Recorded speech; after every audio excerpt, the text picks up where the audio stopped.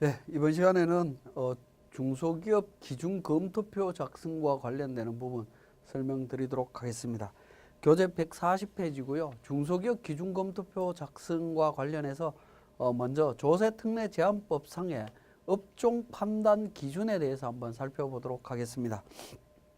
자, 업종 분류 원칙입니다. 조세특례제한법에서 특별한 규정이 있는 경우를 제외하고는 한국표준산업 분류에 따르도록 되어 있습니다. 표준산업 분류에 의해서 업종을 판단을 하시면 되겠습니다.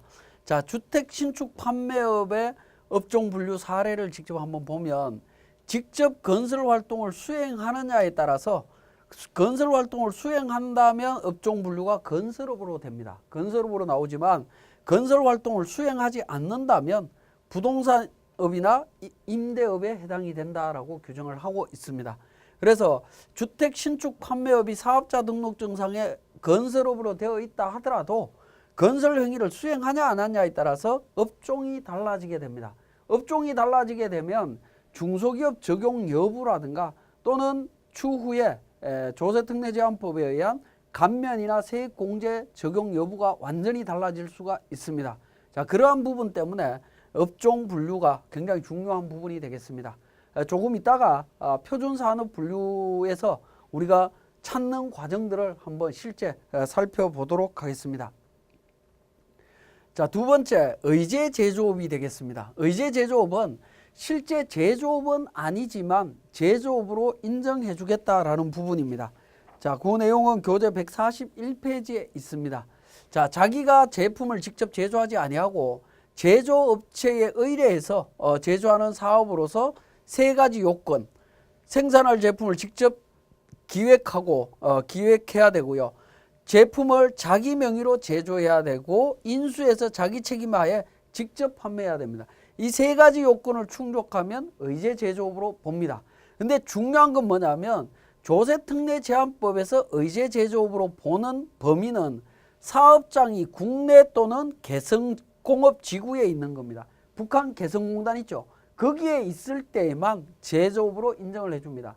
가끔씩 외국에다가 그러니까 중국이나 인도나 베트남이나 이런 생산 공장에다가 의뢰해서 생산해서 가지고 들어오는 경우가 있습니다. 그런 경우는 도소매업으로 업종이 달라집니다. 국내에 있는 경우에만 국내에서만 의뢰하는 경우에 제조업으로 인정이 되는 거고 해외에 의뢰하는 경우는 업종이 달라진다라는 부분입니다. 자, 그 부분을 주의해서 보셔야 되겠고 143페이지입니다. 그 내용이 국내 제조업자의 경우에는 국내 위탁 제조의 경우에는 제조업으로 봅니다. 그 다음에 국외 위탁 제조업의 경우에 도매업으로 본다라는 겁니다. 도매업으로 보고요. 외국 사업자가 국내 위탁 제조하는 경우에는 제조업입니다. 외국의 사업자가 우리한테 의뢰를 했다. 그러면 우리 회사는 제조업이 맞습니다. 그런 경우는. 그 다음에 주문자 상표 부착 방식에 의한 수탁 생산업자의 재위탁의 경우에는 국내 사업자한테 재위탁하면 제조업으로 인정이 됩니다. 근데 국외 사업자한테 재위탁을 하게 되면 이건 도매업이 된다라는 겁니다. 제조 설비 없이 단순 조립하는 경우에는 서비스업으로 분류가 됩니다. 그래서 의제 제조업에 해당이 되는 자, 조세특례제한법에서 의제 제조업에 해당이 될 때에는 국내로 한정이 된다라는 사실 반드시 좀 기억을 하셔야 되겠습니다. 자, 중소기업 기준 검토표에 대한 우리 내용들을 한번 정리해 보겠습니다. 자, 중소기업 기준 검토표는 업종 기준, 규모 기준, 그 다음에 독립성 기준, 졸업 기준 네 가지가 있습니다. 네 가지가 있는데 먼저 업종 기준부터 보겠습니다. 소비성 서비스업을 제외한 모든 업종을 중소기업으로 인정을 하고 있습니다. 과거에는 업종에 대한 제한이 굉장히 많이 있었습니다. 많이 있었는데 지금은 소비성 서비스업을 빼고 모든 업종을 중소기업으로 보고 있습니다. 소비성 서비스업은 호텔, 여관업, 그 다음에 주점업 관련되는 부분, 그 밖에 오락, 유흥 사업은 하도록 되어 있는데 세 번째, 그 밖에 오락, 유흥과 관련되는 사업은 지금 현재 규정되어 있는 부분이 없습니다. 그렇기 때문에 호텔, 여관이나 주점업 관련되는 부분만 중소기업에서 제외된다라고 보시면 되겠습니다. 근데 주점업에서도 좀 주의를 하셔야 되는 게 우리 주점업이라고 하는 범위도 굉장히 넓은데요. 일반 유흥주점이나 무도 유흥주점, 그 다음에 단란주점 영업만 해당이 되고 나머지 외국인 전용 음식점, 그 다음에 관광유흥 음식점은 제외된다라고 되어 있습니다. 그래서 주점업 중에서도 요 규정들을 확인을 해 보셔야 됩니다. 이 분류에 대한 부분들은 표준산업 분류를 통해서 확인을 하시면 됩니다. 그래서 주점업에 대해서는 조금 보셔야 됩니다. 호텔이나 여관 같은 경우에는 뭐 금방 확인하실 수가 있는 부분인데 주점업은 범위가 좀 넓습니다. 원래 우리가 생각하는 것보다 넓은데 여기에서 일반 유흥주점, 무도 유흥주점 뭐 이런 부분들만 제외된다. 그래서 우리 시중에 가면 생맥주를 전문적으로 판매하는 데들 있죠. 그런 것도 엄밀하게 생각하면 주점업으로 볼 수가 있는데 일반 유흥, 무도, 단란주점 이쪽에 해당이 안 되기 때문에 중소기업 업종으로 들어갑니다. 그는 이제 통계청에 있는 그러니까 그 한국표준산업분류의 내용을 보셔야 된다라는 겁니다. 자, 두 번째 중소기업 기준검토표에서 규모 기준입니다. 매출액이 중소기업 기본법 시행령 별표 1에 중소기업 기준 이내여야 된다라고 되어 있습니다. 자, 중소기업 기본법 시행령 매출액은 별표 1의 매출액은 3년 평균 매출액으로 되어 있습니다. 직전 연도 3년, 3개 연도 평균 매출액인데 우리 세법에서 판단할 때 매출액은 당해 연도 매출액으로 보고 있다라는 겁니다. 그게 조금 차이가 있습니다. 자, 평균 매출액은 직전 3년이고요. 직전 3개 연도 3년 평균치고 이 조세특례제한법의 규모에서는 당해 연도 매출입니다. 당해 연도 매출로 하도록 되어 있다라는 부분이고요. 독립성 기준은 실질적인 독립성이 중소기업 기본법 시행령 3조 1항 2호에 적합해야 된다라고 나와 있습니다.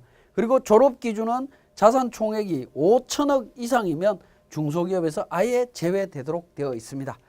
자, 146페이지의 내용을 조금 더 보면 적용 기준에서 매출액 기준으로 본다라고 하면서 147페이지 있습니다. 147페이지 보시면 주된 업종별 평균 매출액 규모 기준 여기서 이야기하는 별표 1에 대한 내용입니다. 별표 1에 대한 내용인데 제조업의 경우에 1번부터 6번까지 업종은 평균 매출액이 1,500억 이하입니다. 맨 마지막에 보시면 숙박, 음식, 금융보험, 부동산 임대 관련되는 부분 400억 이하까지가 중소기업입니다. 업종에 제한이 없다라고 했죠. 업종의 제한은 소비성 서비스업만 아니면 중소기업이다라고 말씀드렸고 매출액은 400억입니다. 여기에서 평균 매출액은 당해 매출액으로 본다. 그렇게 이해를 하시면 되겠고요. 148페이지에 그 내용 적혀져 있습니다. 자, 독립성 기준에 대한 부분입니다. 자, 독립성 기준을 적용을 할 때 그러니까 3조 1항 2호에 해당이 돼야 된다라고 이야기를 하고 있는데 자, 여기에 관련해서 우리 내용 한번 보시면 149페이지에 3조 시행령 그러니까 3조 1항 2호에 적합해야 된다. 3조 1항 2호라고 하는 부분이 149페이지에 가, 나, 다합니다. 자, 가압은 상호 출자 제한 집단 또는 채무 보증 제한 기업 집단에 속하는 회사. 나압은 자산 총액이 5천억 이상인 기업이 주식 30%를 직접 또는 간접적으로 소유하고 있는 경우로서 최다 출자자인 경우, 관계기업에 속하는 기업의 경우에는 별표 1의 기준에 맞지 아니하는 기업, 즉 뭐냐면 관계기업의 매출액을 합쳐갖고 앞에서 이야기하고 있는 147페이지에 있는 이 별표에 있는 매출액을 초과하는 케이스, 이런 경우에는 독립성을 위배했다라고 이야기를 하고 있습니다. 그래서 실무적으로 가압원이나 나압원은 보시기가 어렵지만 여러분들이 많이 고민하셔야 되는 것은 관계기업에 해당이 되는 경우에는 관계기업들의 매출액을 전부 다 합쳐서 중소기업에 해당이 되냐 안 되냐, 독립성 위배냐 아니냐를 잘 판단을 하셔야 됩니다. 즉 독립성 기준에 따질 때 관계기업의 경우에는 모든 기업에 관련되는 모든 기업의 매출액을 합쳐서 판단해야 된다. 총액을 기준으로 판단을 해야 된다라는 겁니다. 그래서 이 부분 실수하지 않도록 주의하셔야 됩니다. 관계기업 개인적인 기업으로 봤을 때에는 매출 규모가 작기 때문에 중소기업에 해당이 되는 것처럼 보이지만 모기업과 합산했을 때는 그러니까 별표 1에 이 매출 규모를 초과되는 케이스가 나올 수 있습니다. 그런 경우에는 중소기업에 해당이 될 수 없습니다. 주의하셔야 되고요. 졸업 기준 말씀드렸고 150페이지에 중소기업으로 보는 유예기간 내에 해당이 돼야 된다라는 부분입니다. 유예기간 적용 중소기업이 있습니다. 유예기간이 적용이 되면 3년 동안 적용받을 수가 있습니다. 중소기업이 그 규모의 확대 등으로 중소기업 기준을 초과한 경우나 졸업 기준을 초과했을 때 또는 이제 독립성 기준의 개정으로 중소기업에 해당이 되지 않을 때 뭐 이런 때에는 사유 발생했을 때부터 3년 동안은 중소기업으로 인정을 해줍니다. 그 다음에 유예기간 배제, 중소기업 기본법의 규정에 의한 중소기업 외의 기업과 합병하는 경우 합병과 동시에 중소기업에서 배제됩니다. 그 다음에 중소기업 유예기간 중에 법인과 합병하는 경우 마찬가지고요. 독립성 기준을 갖추지 못했을 때 뭐 이런 경우에는 또는 이제 주업종이 중소기업 외의 업종으로 변경이 되는 케이스 뭐 이런 경우에는 유예기간 없이 그냥 배제된다라고 이해를 하시면 되겠습니다. 자, 중소기업 유예기간 적용 방법에서 보시면 최초로 중소기업 규모를 초과했을 때 2014년도에 예를 들어서 중소기업 규모를 초과했다라고 하면 15, 16, 17년도는 유예기간으로 중소기업을 인정됩니다. 물론 업종 요건은 충족해야 됩니다. 그리고 18년도에 중소기업 규모 여부에 따라서 중소기업 여부를 확인하시면 됩니다. 그리고 18년도 이후에는 매년마다 판단해야 된다라는 의미입니다. 자, 그리고 151페이지에 참고로 한번 보시면 중소기업 기본법상의 중소기업 판단과 적용 기준입니다. 조세특례제한법은 판단할 때 당해 연도만 판단하니까 문제가 없습니다만은 중소기업 기본법상의 중소기업이냐 아니냐를 판단할 때는 매출액을 확정 짓는 시점은 우리 법인세 신고할 때쯤에 모든 게 확정이 되도록 되어 있습니다. 그러다 보니까 중소기업을 판단하는 과정은 어떻게 되냐면 맨 마지막 줄에 보시면 중소기업 여부는 새로운 사업연도 시작 후 3개월이 경과한 날로부터 즉 4월 1일부터 1년 동안 중소기업으로 인정을 해줍니다. 그러니까 당해 연도 4월 1일부터 다음 연도 3월 31일까지 중소기업으로 봐준다라는 거죠. 그죠? 우리 법인세 신고 다음 날부터 신고 기한 다음 날부터 중소기업 판단을 할 수 있다. 이렇게 이해를 하시면 되겠습니다. 그렇게 해서 적용을 하고 있습니다. 자, 이것과 관련되는 내용을 우리 세무사랑 프로를 통해서 확인해 보도록 하겠습니다. 자, 교재 140페이지에 표준산업 분류에 의한 업종 구분이다라고 했던 부분에서 한번 보시면 자, 우리 교재에 통계 분류 포털이라고 하는 사이트에서 한국 표준산업 분류를 확인할 수 있다라고 했습니다. 그래서 포털 사이트에서 통계 분류 포털을 찾아서 검색하신 다음에 그러니까 사이트를 접속을 합니다. 접속을 하면 메인 화면에 왼쪽에 한국 표준산업 분류라고 해서 내용이 나옵니다. 자, 이 부분을 클릭하셔갖고 내용을 봅니다. 내용을 보게 되면 왼쪽에 소개 관련되는 부분이 있고 검색 관련되는 부분이 있습니다. 검색 관련해서 분류 검색이나 분류 내용 보기 해서 둘 중에 하나 선택하시면 되는데 분류 내용 보기를 먼저 보도록 하겠습니다. 분류 내용 보기를 보면서 선택을 진행을 해보도록 하겠습니다. 우리 주택 신축 판매업의 경우에 관련되는 부분 내용이 있습니다. 자, 이 부분 보시면 68121번이다라고 되어 있습니다. 자, 원래는 이 번호를 모르기 때문에 검색을 통해서 정리를 하셔야 되는데 제가 이미 정리를 해놨기 때문에 자, 부동산업이고요. 68 부동산 임대 공급업 중에 들어가 보겠습니다.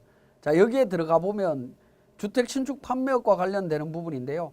직접 건설 활동을 수행하지 않고 일괄 도급해서 개발한 뭐 이런 부분에 대한 산업이다라고 되어 있습니다.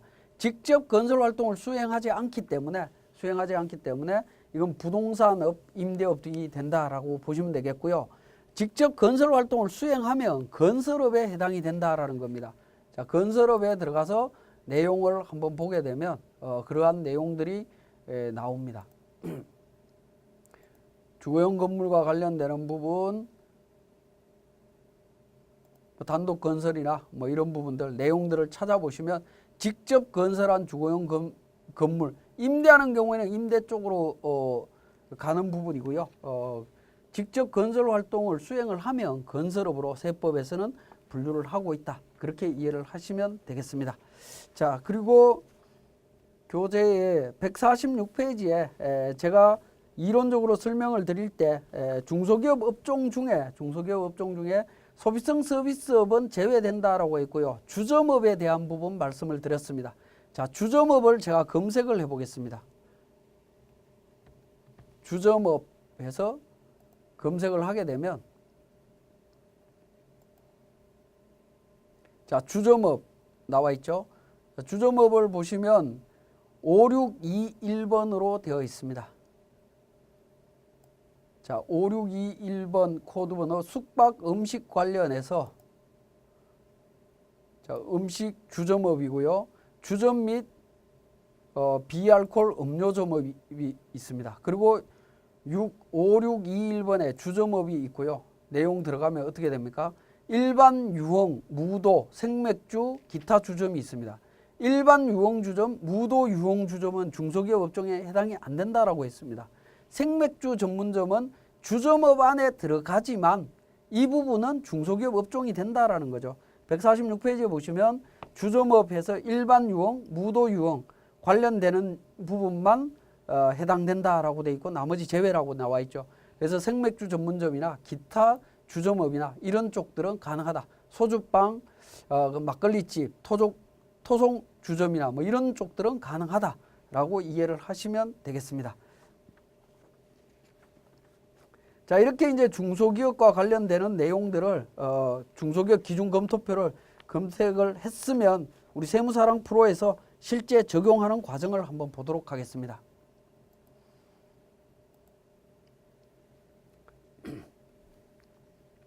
자, 152페이지에 세무사랑 프로 운영 방법이 되겠습니다. 자, 회사 등록 및 기본 사항부터 일단 잠깐 보도록 하겠습니다. 자, 회계관리 쪽에 기초정보관리의 회사 등록 부분입니다. 자, 회사 등록 부분에 보시면 하단 부분에 주업종 코드 관련되는 부분이 있습니다. 주업종 코드, 우리 회사의 주업종이 어떻게 되느냐 하는 부분인데 이 부분은 우리 앞에서 설명드렸던 조정 후 수익금액 명세서 작성할 때 업종별로 정리했던 코드 번호 있죠. 그 중에서 수익금액이 가장 큰 업종을 기록하시면 되겠고요. 자, 13번 법인 구분이 나옵니다. 자, 법인 구분은 내국법인, 외국법인, 외투법인에 관련되는 그 법인의 과세 대상 소득 범위를 결정짓는 내용이다라고 이해를 하시면 되겠고 법인 종류별 구분 14번이 나옵니다. 중소기업과 일반기업, 영리법인과 비영리법인, 그 다음에 상장법인과 비상장법인의 종류별로 구분하는 부분입니다. 보통은 이제 중소기업 또는 일반 법인이 대부분이다라고 보시면 되겠네요. 자, 그 다음에 15번에 중소기업 여부가 나옵니다. 이 15번 중소기업 여부가 조세특례제한법상의 중소기업이냐 아니냐를 판단하는 부분으로 이해를 하시면 되겠고 이 15번 중소기업 여부를 결정할 때는 중소기업 기준검토표를 작성하신 후에 적용하시면 됩니다. 결정해서 입력하시면 되는데요. 자, 중소기업 기준검토표는 법인조정에서 신고 부속 서류에 보면 중소기업 기준검토표가 있습니다. 자, 중소기업 기준검토표를 작성을 합니다. 자, 중소기업 기준검토표는 사업요건, 규모요건, 독립성 요건, 유예기간, 소기업, 중견기업이 나옵니다. 실질적으로 중소기업 여부는 사업요건, 규모기준과 독립성, 유예기간까지 적용이 되는 부분이고요. 소기업과 중견기업에 대한 부분은 조세특례제한법상의 세액 감면, 세액 공제 적용 시의 판단 사항들입니다. 그 판단 사항들을 중소기업 기준검토표에 같이 지금 서식을 구성하고 있다라고 보시면 되겠습니다. 사업 요건에서 보시면 조세특례제한법 시행령 29조 3항에 따른 소비성 서비스업에 해당되지 않는 사업을 해야 된다라고 해서 불러오기를 통해서 정리를 하시면 됩니다. 불러오기를 통해서 정리를 하게 되면 조정 후 수익금액 명세서에 있는 내용이 자동으로 반영되도록 되어 있습니다. 불러오기를 통해서. 그래서 업종 내용이 맞으면 적합 여부에서 적합 여부를 선택해 주시면 됩니다. 자, 그 다음에 두 번째 규모 요건. 규모 요건은 당 회사와 자산 총액에 대한 부분, 매출액에 대한 부분은 우리 재무상태표나 재무제표를 통해서 자동으로 반영이 되고 있고요. 자, 중소기업 기본법 시행령 별표 1의 규모 기준을 확인을 해 보셔야 되겠죠. 자, 확인해 보시면 우리 교재에서 봤던 내용들이 요약되어 있는 부분을 화면으로 확인하실 수 있습니다.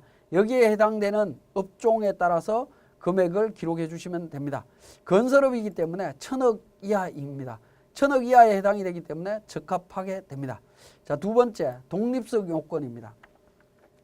독립성 요건 쪽에 보시면 제2조 1항 3호에 적합하냐, 요 세 가지에 해당이 되느냐는 부분인데, 세 가지에 적합이 그러니까 해당되지 않는다라고 하면, 해당된다라고 하면 적합한 걸로 하시면 되겠습니다. 여기에서 앞에서 한번 설명드렸듯이 관계 기업의 매출액을 따지실 때 조심하셔야 된다라는 거 말씀드렸고요. 유예기간에 해당이 된다면 최초 유예기간이 언제냐 하셔갖고 3년 동안 유예기간 여부를 판단해 주시면 되겠습니다. 그래서 적합하다라고 하면 중소기업으로 판정을 해주시면 됩니다. 자, 그 다음에 소기업에 대한 부분입니다. 자, 소기업에 대한 부분은 우리 교재에 154페이지에 소기업은 주된 업종별 매출액이 중소기업 기본법 시행령 별표 3을 준용해서 규모 2 이내여야 된다라고 되어 있습니다. 155페이지에 과거의 소기업 판단 기준은 인원수로 판단을 했습니다. 근데 이 부분도 매출액 기준으로 바뀌었다라는 거죠. 그래서 업종별로 평균 매출액이 120억 이하, 최소 10억 이하 이렇게 규정이 바뀌었습니다. 인원수 상관없이 바뀌었다라는 부분이고요. 우리 교재에 보시면 우리 세무사랑 프로에 보면 중소기업 기본법 별표 3의 규모 기준 나옵니다. 클릭해서 내용을 보시면 매출액 기준으로 해서 최소 10억 이하가 소기업이다라는 내용 나오고 있습니다. 여기에 해당이 되는지 판단해 주시면 되겠습니다. 그러니까 소기업에 해당이 되려면 중소기업 요건 충족해야 되고 그 다음에 규모 요건 충족하면 소기업이 됩니다. 중견기업은 중소기업이 아니고 중소기업 업종을 영위해야 되고요. 그죠? 중소기업이 아니고 영위해야 되고 요건 맞춰서 정리를 해주시면 됩니다. 이때 중견기업은 직전 3년 평균 매출액을 기준으로 해서 그러니까 1,500억, 5천억, 3천억 미만일 때 적용이 됩니다. 그래서 앞에 중소기업 판단할 때는 당해연도 매출이었지만 중견기업을 판단할 때는 3개년도 매출액을 갖고 판단한다라는 거, 그 부분 기억하시면 되겠네요. 자, 156페이지에 중견기업 작성할 때 다음 요건을 모두 갖춰야 된다라고 해서 중소기업이 아니어야 된다라고 이야기를 하고 있고, 그 다음에 다음에 해당하는 업종을 주된 사업으로 영위하면 안 된다. 그래서 조세특례제한법상의 소비성 서비스업, 금융보험연금, 금융보험 관련되는 서비스업을 영위한다든가 하면 안 되고요. 그 다음에 중견기업 성장 촉진 및 경쟁력 강화에 관한 특별법 시행령 2조 1항 1호에 적합해야 되고 직전 3개년도 매출액 기준 요건이 있습니다. 이 요건에 해당이 되면 중견기업으로 판단하시면 되겠습니다. 우리 교재 157페이지에 사례 중소기업 기준검토표 작성하라 라고 내용이 나와 있습니다. 그 내용 지금 방금 살펴봤던 내용이 되겠습니다. 자, 여기까지 우리 업종과 중소기업 기준검토표 작성에 대한 내용이었습니다.